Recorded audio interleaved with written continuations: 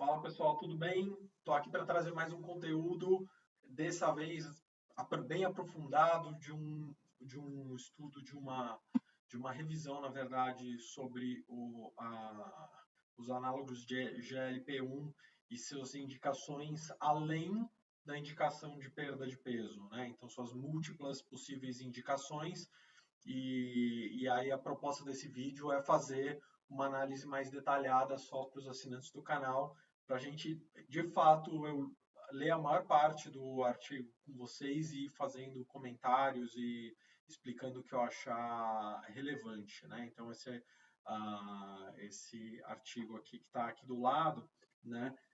Cujo título é Poderia os agonistas do GLP-1 como a semaglutida tratar a dependência, doença de Alzheimer e outras condições, né? Então ele já começa falando aqui de estudos com animais, sugerindo que os análogos da GLP-1, né, que é aquele peptídeo glucagon-like que se liga ali no duodeno, né, quando cai comida no estômago e gera o sinal para o cérebro que chegou comida, então para inibir o apetite, né, e aí essas medicações do tipo, né, Ozempic, Saxenda, são as medicações que vão até esses receptores e ativam esses receptores, mesmo a pessoa não tendo comido, estando de estômago vazio, gera um sinal de saciedade para o cérebro, né? E a gente tem visto que essas medicações são muito eficazes, né? Então, em estudos de animais, o uso desse tipo de medicação, conhecido como Ozempic, o Wegovy, né, nos Estados Unidos, Victoza e Pieta também nos Estados Unidos, diminuiu o comportamento de busca por nicotina, né? Também outros estudos com dois agonistas de GLP-1 em pessoas que querem parar de fumar, um estudo que foi financiado pelo National Institute on Drug Abuse, né, que é um Instituto Nacional de Dependência Química, comparou Exenatida com placebo e o outro foi patrocinado pela Novo Nordisk, né, a indústria farmacêutica, comparando a semaglutida dessa companhia com placebo, né? A interrupção da sensação do tabagismo é apenas uma variedade de indicações que estão se popularizando e que tem promessa aí dessa molécula, né? E isso é o fator principal, essencial que eu quero trazer da discussão desse artigo, porque quem tem um tempo mais de exercício de medicina já ouviu essa história, né? Com outras medicações. Acho que a mais recente, uma das mais recentes que foi exatamente igual foram as estatinas, né? Que hoje caíram em desgraça porque falam que o uso continuado pode trazer problemas, mas já foi também a mesma coisa, né? Estatina não serve só para tratar colesterol alto, estatina serve para tratar tudo, diminui o risco cardíaco em todo mundo, é uma maravilha, emagrece, né? Só faltou falar que cura câncer e cresce cabelo. Então, a gente já viu essa história antes, depois teve a N-acetilcisteína, que é uma medicação, né, usada pelos pneumologistas, né, mas que se descobriu que poderia ser usada para prevenir os efeitos deletérios do contraste intravenoso. Então, você usando N-acetilcisteína diminuir a chance de ter uma piora da função renal tomando contraste, e de repente, nossa, os efeitos antioxidantes da N-acetilcisteína servem para todo mundo devia tomar N-acetilcisteína todo dia para não envelhecer, e falar um monte de coisa, e no final também nada disso se comprovou. Continua os usos na pneumologia e na prevenção de lesão renal por contraste, né? Então, Me parece essa discussão que eu quero trazer, e eu quero que vocês deixem comentário, que vocês digam o que vocês acham, mas me parece que é isso que está acontecendo com os análogos da GLP-1. Muito eficazes, estão revolucionando o tratamento da obesidade, mas não é esse emplastro Brás Cubas que trata absolutamente tudo, todas as dependências, Alzheimer e tudo mais, né? Então, o GLP-1 é um hormônio incretínico, né? Ele é um peptídeo do trato gastrointestinal produzido na parte baixa do trato gastrointestinal depois que os nutrientes são consumidos, né? E ele inibe o apetite, né? Então, em pessoas com diabetes tipo 2, o estímulo desses receptores de GLP-1 com agonistas diminui significativamente os níveis plasmáticos de glicose e melhora o controle glicêmico, né? Lembrando que a primeira indicação dessas medicações não foi obesidade. A primeira indicação foi tratamento de diabetes tipo 2. O GLP-1 também diminui o esvaziamento gástrico, agindo no hipotálamo e promovendo saciedade e reduzindo o consumo de alimentos, né? Por isso que ele é tão bom para tratar a obesidade. Além do pâncreas, os receptores GLP-1 também são encontrados no cérebro, tecido gorduroso, cardíaco, hepático e outros órgãos, e estudos em animais e em humanos descobriram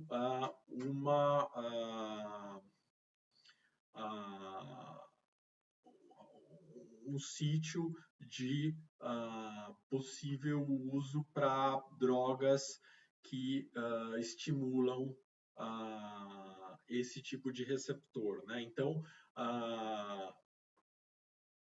aí o primeiro exemplo que ele dá de possíveis usos que ainda não são comprovados é de interrupção do tabagismo, né? Então a gente sabe que quando a gente tenta fazer o paciente parar de fumar, é comum o paciente ganhar peso, né?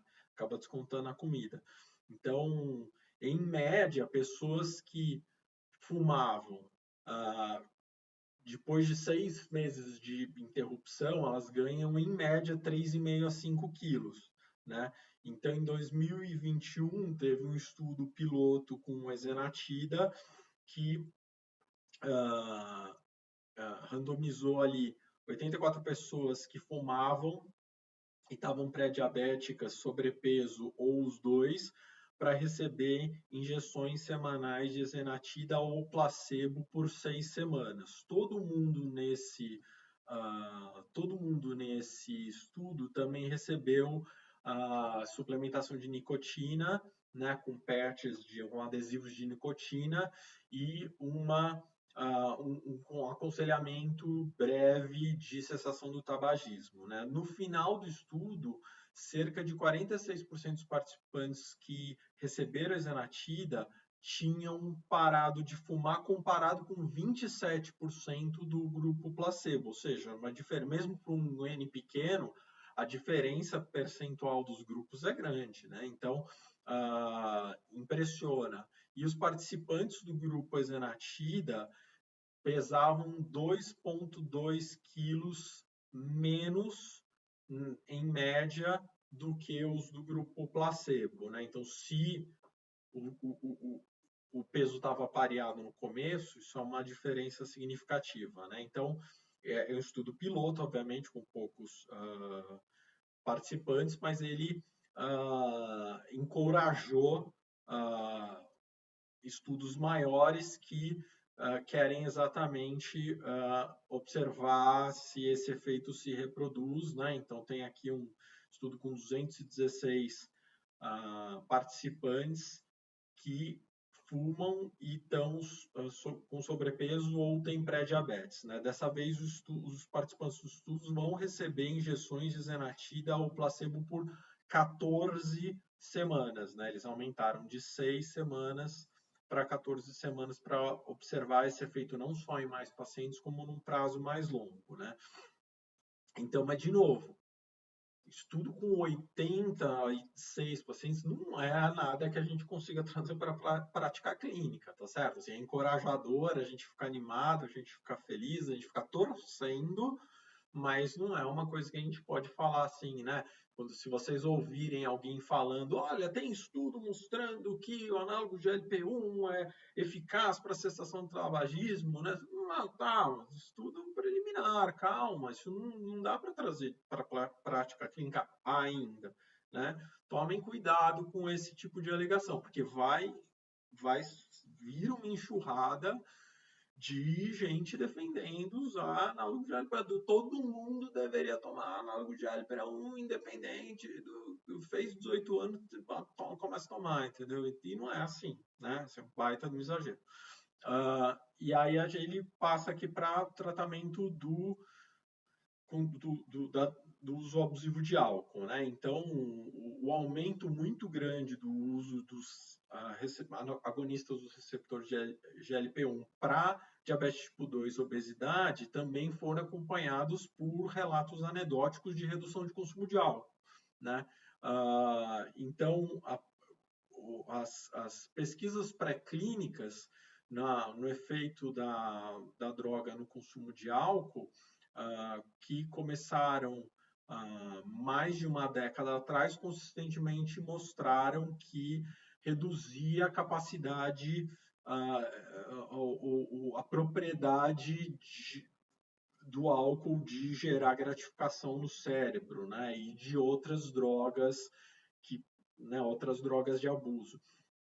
E, em complementação a isso, os autores notaram, destacam que um estudo que usou informação dos registros nacionais na Dinamarca, né, lembrar que esses países escandinavos, né, Dinamarca, Noruega, Islândia, eles têm o sistema de saúde público todo integrado, informatizado. Então, o país inteiro funciona como uma coorte. Eles têm então eles conseguem puxar com facilidade essas informações em nível populacional, né? Então, de repente, alguém faz uma pergunta, né? Pô, será que quem usa semaglutida tem menos problema com álcool? Eles puxam puxam a amostra nacional, né? Eles puxam a análise do país inteiro, né? Então, o país inteiro é uma coorte contínua. Imagina quão útil isso é, né, para gerar informações acerca de saúde populacional, né? Então, é basicamente isso que eles fazem, né? E eles observaram que pacientes tomando agonistas do receptor de GLP-1 tinham menos eventos relacionados a álcool, né? Daqueles que tomavam de peptidase, inibidor da peptidase 4 ou gliptinas, né, que são uma outra classe de droga para tratar diabetes tipo 2, mas tem, enfim, um mecanismo de ação diferente, né? Esses tais eventos relacionados ao consumo de álcool foram definidos como contato com o hospital por uso de álcool, tratamento de alcoolismo ou a compra de medicações que são usadas para tratar abstinência de álcool ou dependência de álcool. Entretanto, o único estudo randomizado, né, o único ensaio clínico randomizado de agonista de GLP-1 envolvendo pacientes com uso de álcool, chegou na conclusão que a zenatina não era melhor do que placebo para diminuir o abuso de álcool, né, que é heavy drinking days, os dias que abusava de álcool, exceto no subgrupo de participantes que também tinham obesidade, né? Então, assim, mesmo que tenha um efeito, provavelmente não é um efeito assim fenomenal, né? A gente vai ver na parte que fala de cocaína também, os caras falam de cocaína são muito otimistas, né? Assim, é muito otimista se achar que vai diminuir tanto a dependência que o cara vai parar de usar cocaína só porque está tomando esse treco, né? Então, a despeito da falta de evidência clínica, o estudo apontou que tinham relatos anedóticos de paciente recebendo prescrição de semaglutida para diminuir o uso de álcool e de outras substâncias. Os autores enfatizaram a necessidade de esperar até que estudos sejam, né, estudos clínicos sejam realizados, né? Então, um dos coautores desse comentário recente está liderando aí 2 ensaios clínicos com semaglutida para tratar dependência de substâncias. Os estudos são financiados pelo NIH, né, o National Institute of Health, e estão randomizando 48 participantes para 9 semanas de injeção de semaglutida ou placebo. De novo, olha só, 48 participantes. Então, esses estudos são estudos preliminares, são estudos só para você ver se vale a pena você fazer um investimento maior no mais paciente, mas mesmo que o estudo resulte positivo, não vai mudar a prática clínica, vai encorajar para fazer estudos maiores. Então, tudo isso está muito no início, né? E é legal, né? Vale a pena destacar, é legal esses estudos que fazem com injeção, principalmente se a injeção for feita no hospital, porque aí você tem certeza que o paciente está aderindo, né? Os estudos são feitos com comprimidos, você não sabe se o paciente está tomando comprimido direito ou não, né? Num estudo, esse pesquisador vai investigar os efeitos de semaglutida na resposta e consumo de álcool no laboratório, na resposta e consumo de álcool no mundo real e perda de peso em pacientes que têm dependência, né, uso abusivo de álcool. É provável que as pessoas vão ter que persistir nesses tratamentos por um tempo para eles provar efetivo, o próprio pesquisador admite. A gente tem algumas razões para acreditar que parar um análogo de GLP-1 pode levar a um efeito rebote em termos de consumo de álcool, né? Ele mesmo fala que não é assim uma solução mágica para o problema, né? Então o outro ensaio clínico que envolveu pessoas que fumavam pelo menos 5 cigarros por dia pelo último ano vai examinar efeitos da semaglutida no consumo de nicotina e na fissura, né, em craving, em testes de laboratório e no mundo real, assim como o peso, né? Certamente o que eles esperam é que o grupo que não toma semaglutida ganhe mais semaglutida e que consiga parar de fumar ganhe mais peso, né? Apesar de o FDA, né, ter aprovado 3 medicações para dependência de álcool, né, que é o Révia, o acamprosato e o disulfiram, né,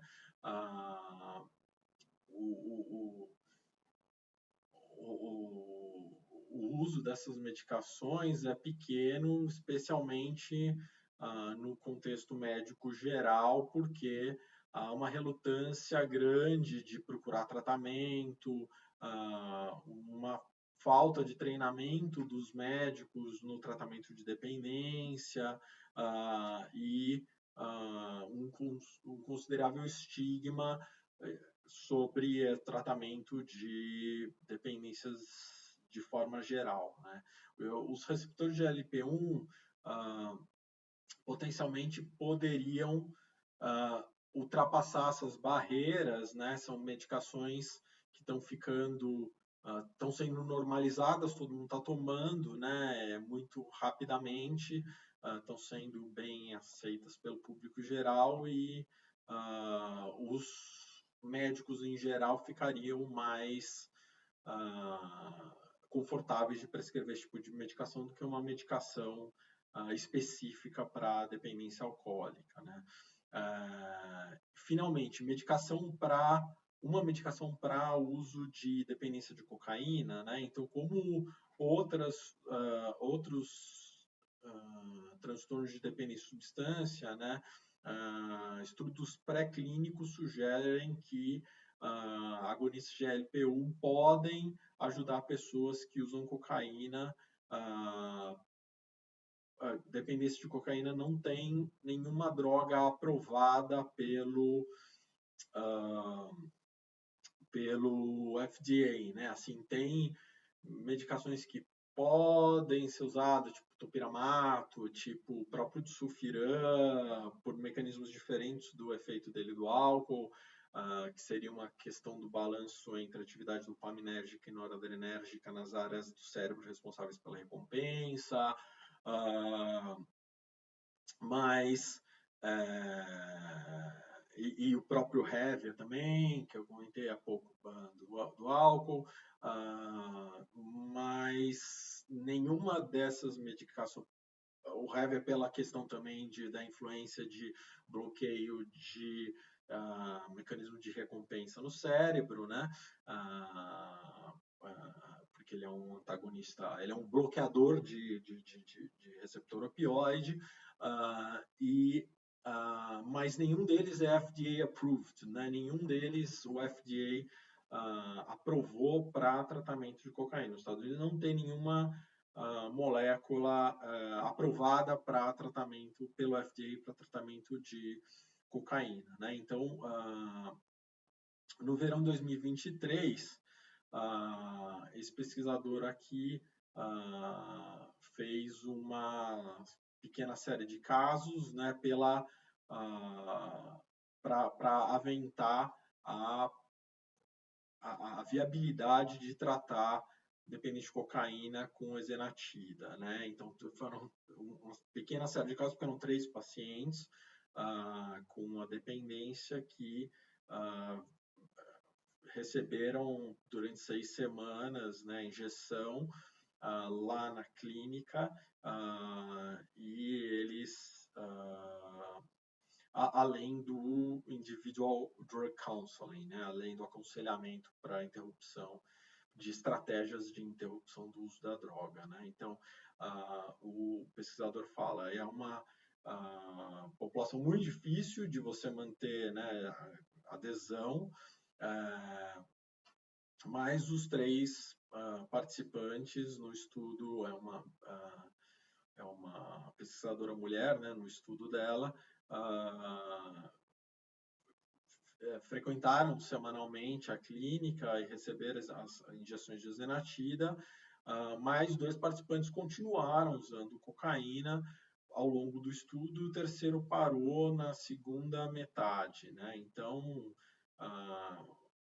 os índices de satisfação no final foram, em geral, positivos, e a pesquisadora disse que ela espera que, eventualmente, vai fazer um ensaio clínico randomizado, analisando o efeito do agonista receptor de GLP-1 em pessoas que têm dependência de cocaína, né?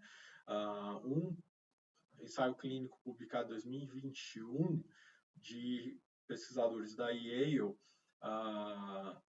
e da Universidade da Pensilvânia não encontraram evidência que a esenatida alterava o uso de cocaína ou efeitos subjetivos de uso de drogas ilícitas em pessoas com dependência de cocaína, né? Então, os autores notaram, entretanto, que foi também um estudo pequeno, né, com 13 participantes,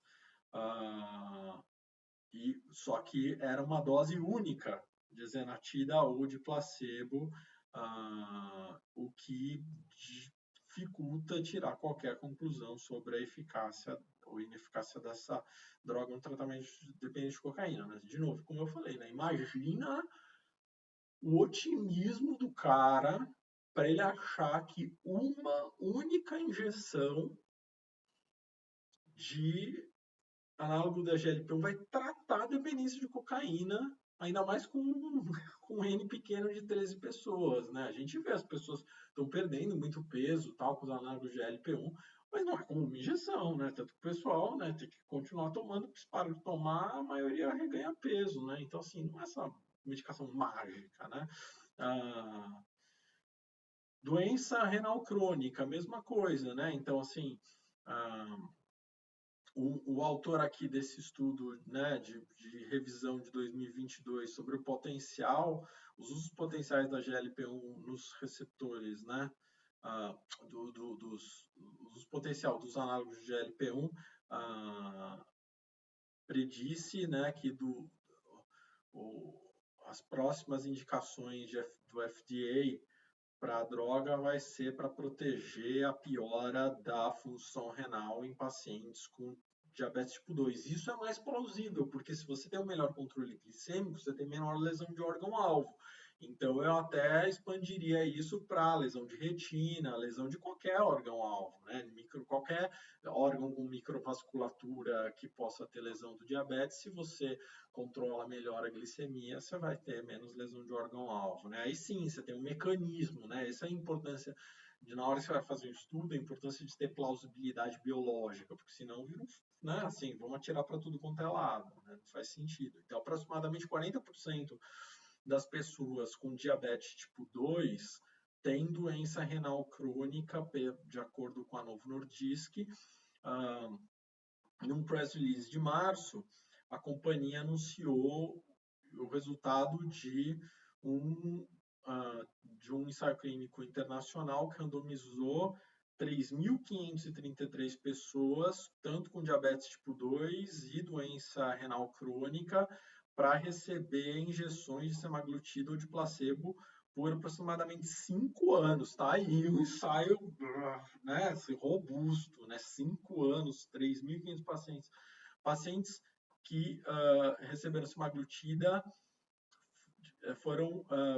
tiveram 24% menos chance de experienciar progressão na doença renal ou morte por causa cardiovascular, de acordo com o press release. A Novo Nordisk teve que interromper o estudo precocemente porque a diferença já era estatisticamente relevante, então é antiético você manter um grupo tomando placebo nesse contexto. Eles são obrigados a interromper o estudo. Então, falando de Alzheimer agora, né? Então, normalmente, quando você faz um estudo de uma droga ativa comparada com placebo, normalmente a droga ativa tem a mesma índice de efeito colateral ou maior do que o placebo, né? Você espera que o placebo dê mais efeito colateral do que a droga ativa, mas isso aconteceu no estudo de semaglutida, em que as pessoas que receberam análogo de GLP-1 tiveram menos probabilidade de reportar piora cognitiva ou demência, né? Então, os pesquisadores olharam dados de seguro-saúde para ver se eles podiam achar uma correlação semelhante. Toda a base de dados que eles examinaram, eles encontraram um risco diminuído de piora cognitiva ou de demência em pessoas com diabetes tipo 2 que eram tratados com análogo de GLP-1. Aí fica a dúvida, é uma ação direta do análogo de GLP-1 ou é uma ação indireta de melhor controle glicêmico, né? Então, né, eles ressaltam. Tem toda essa evidência pré-clínica de 25 anos para cá sobre essas drogas e sobre o efeito dessas drogas no cérebro, né? Então, de poucas semanas depois que ratos receberem injeção de análogos de GLP-1 no peritônio, né, aqui na região abdominal, eles se percebeu que eles tinham uma redução de marcadores inflamatórios no cérebro, né? Então, o comentário é: nós sabemos que a resistência à insulina no cérebro certamente tem impacto no desenvolvimento da doença de Alzheimer. Então, quanto melhor o controle glicêmico, né, isso seria melhor. Então, os próprios pesquisadores acreditam que esse é um efeito indireto da droga, não um efeito direto, né? Ele é modulado pela redução, pelo bom controle glicêmico, né? A Novo Nordisk, que fica na Dinamarca, né, está financiando 2 estudos internacionais fase 3, que são aqueles estudos grandões, com muitos pacientes, ensaio clínico prospectivo, randomizado, né, cegado, e com placebo, né, e vão envolver 1.840 participantes cada um.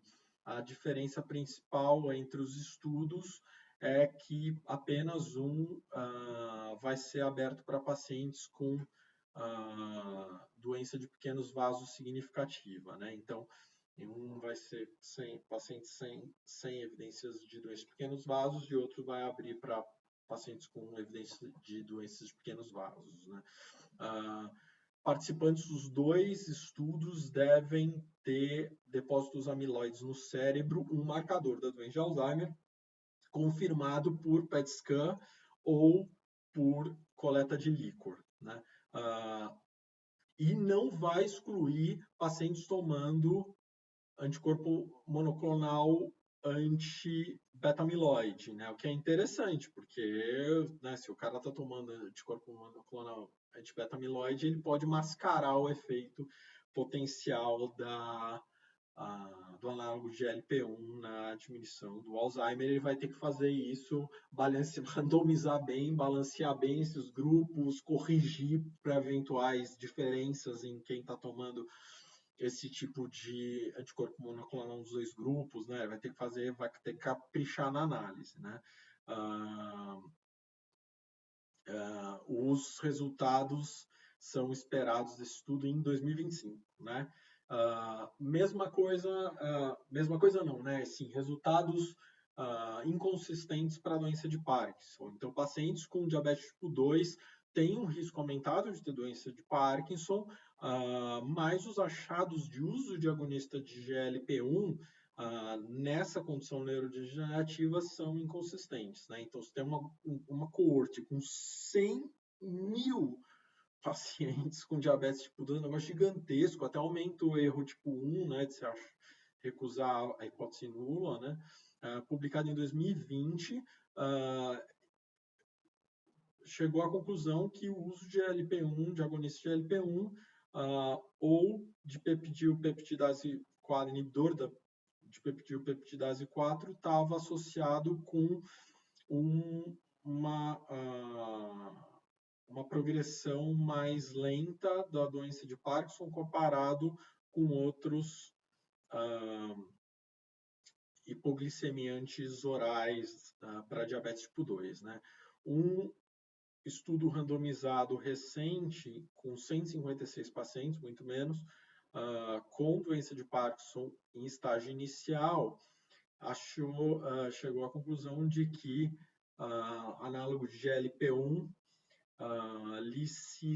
licisenatida, que é injetada diariamente, parecia retardar a piora dos sintomas comparados com placebo depois de 1 ano de tratamento. Veja, 1 ano de tratamento, não é uma injeção única que nem tentaram fazer com cocaína, né? Assim, a droga foi associada com efeitos colaterais gastrointestinais que a gente sabe que essas medicações podem dar, né? Entretanto, outro estudo randomizado de análogos de GLP-1 não achou benefício, apesar de trials menores sugerirem que a exenatida pode melhorar os sintomas motores do Parkinson. Os mais recentes, maiores, não confirmaram esse achado. O estudo randomizou 255 pacientes com Parkinson precoce não tratado para uma injeção de uma exenatida de mais longo prazo por 36 semanas. Uma análise de subgrupo levantou a possibilidade da droga trazer algum benefício em pacientes mais jovens, mas do grupo geral não foi estatisticamente relevante, né? Os próprios pesquisadores dizem que análises mais aprofundadas devem ser feitas, né? Assim, então, de novo, né, assim, aparentemente para Parkinson também não é um milagre, e se melhorar, provavelmente melhora porque tem um melhor controle glicêmico, tá? Então, para a gente encerrar aqui, né, ele pergunta, né, será que a oferta vai conseguir atender a demanda? Porque ele fala aqui, né, que também é sugestivo de que os análogos da GLP-1 podem ser úteis, e aí a lista, né? Asma, doença DPLC, né? Doença obstrutiva crônica inflamatória do pulmão, artrite inflamatória, psoríase, doenças do fígado, depressão, doenças oftálmicas. Nossa, já achamos um remédio que trata todas as doenças da medicina, né? Será que é essa maravilha, né? Evidências pré-clínicas sugerem, por exemplo, que análogos da GLP-1 podem proteger contra condições neurooftálmicas como a retinopatia diabética. De novo, retinopatia diabética. Qual é a probabilidade do mecanismo não ser controle glicêmico, né? A esse ponto, é um benefício adjuvante para pacientes com diabetes ou obesidade, né? Com mais informações, né, mais estudos sendo feito, as drogas podem ser usadas para tratar glaucoma ou outras condições oftálmicas em pessoas que não têm diabetes tipo 2, disse o pesquisador, que, na minha opinião, é um baita otimista, né? Pelos motivos que eu já expliquei, né? Falando do efeito protetivo do análogo de GLP-1 na neurooftalmologia, né? Mas ele não explica qual é o mecanismo, né? Ele acha que é a fada do dente que vem à noite e trata a doença neuroftálmica do paciente. Mas se os análogos da GLP-1, agonistas da GLP-1, ganharem aprovação do FDA para essas outras indicações, tem que ver, você tem que fazer droga o suficiente, né? Diz o pesquisador, né? E, apesar de ter o mesmo princípio ativo, o Ozempic não tá sem oferta, né? Não está com risco de oferta, mas o Wegovy deve ter um aumento da demanda nos Estados Unidos, né? Porque a indicação nem sempre, apesar de ser a mesma molécula, nem sempre a indicação do FDA é igual, porque para liberar para cada indicação, o FDA exige estudos específicos para aquilo, e o laboratório tem que apresentar, né? Então, nem sempre o laboratório apresenta para todas as indicações, um outro laboratório pode apresentar para mais indicações, outro para menos, né? Os dois produtos são semaglutidas injetáveis, mas enquanto o Ozempic é aprovado para tratar diabetes tipo 2, o Wegovy é indicado para obesidade e para proteger contra infarto do miocárdio e AVC, né? Então, aumentar a capacidade de fazer, né, de produzir essas drogas foi um dos tópicos discutidos no evento aqui da Novo Nordisk, Capital Markets Day, né?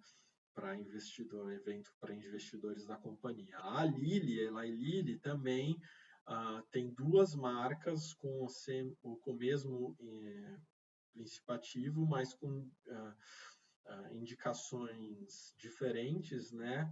A tirzepatida é um agonista dual, né? Que é um análogo tanto da GLP-1 quanto da GIP, né? E aparentemente por esse mecanismo ela é mais eficaz, né? E tem o Mounjaro que está famosão aí, todo mundo, né? Tem gente que traz dos Estados Unidos, já apareceu vários pacientes aqui que trouxeram dos Estados Unidos para tomar, que é super eficaz, né?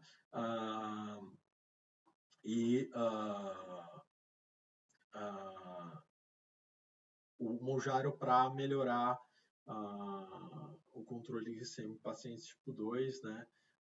E é prescrito off-label para perda de peso, a maioria das pessoas usa para perda de peso, né? Como outros agonistas de receptor GLP-1, os pesquisadores estão investigando o potencial da tirzepatida além do diabetes tipo 2 e da obesidade, por exemplo, um estudo clínico está em curso para ver se a droga melhora a apneia congestiva do sono, né? Assim, não vai me surpreender se só melhorar em quem perder peso, né? A disponibilidade de doses de Mounjaro ficou limitada do final de 2022 até abril de 2024, devido ao aumento da demanda, de acordo com o FDA, né? Faltou Mounjaro lá nos Estados Unidos, que nem faltou Ozempic aqui no Brasil.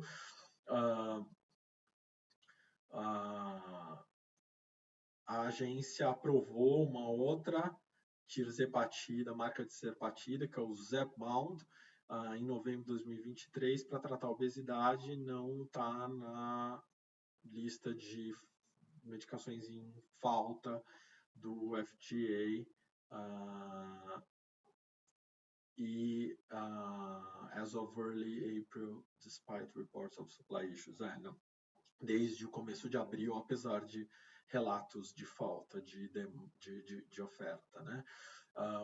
Provavelmente ninguém está surpreso com a demanda por análogos GLP-1 para perda de peso, e o pesquisador aqui destacou que é a classe de medicação mais eficaz para tratamento do problema número 1 que a nossa sociedade tem, principalmente eles lá nos Estados Unidos, né? Então, assim, pessoal, eu espero que vocês tenham gostado desse artigo. Eu vou deixar o link para o artigo nos comentários do vídeo. Por favor, deixem os comentários e as dúvidas de vocês, a opinião de vocês é muito importante, porque para a gente conseguir aprender, a gente precisa trocar informação. Nem todo mundo lê os mesmos livros, lê os mesmos estudos, teve acesso às mesmas informações, então a gente pode trocar essas informações e aprender um com o outro, tá? Muito obrigado pela audiência de vocês. Até a próxima. Continuem seguindo a gente e é isso. Esse canal de assinantes da Mancini é para isso, é para análise aprofundada, discussão detalhada, para realmente assim discussão alto nível, tá bom? Obrigado. Tchau, tchau.